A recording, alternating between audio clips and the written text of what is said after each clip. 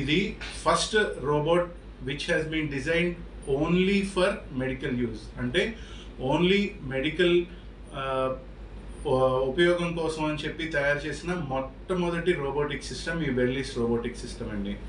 So చాలా safety ఫీచర్స్తో ఈ రోబోటిక్ ఆర్మ్ని డిజైన్ చేయబడింది. భారతదేశంలో చాలా తక్కువ సెంటర్స్లో ఉంది. పెద్ద పెద్ద హాస్పిటల్స్, గంగా హాస్పిటల్ కోయంబత్తూర్ ఇలాంటి పెద్ద రీసెర్చ్ ఇన్స్టిట్యూట్స్లో మాత్రమే ఉన్నది. మనం విశాఖపట్నంలో March 20th స్టార్ట్ చేసాం. ఇప్పటి వరకు మేము 28 సర్జరీలు కంప్లీట్ చేసామండి.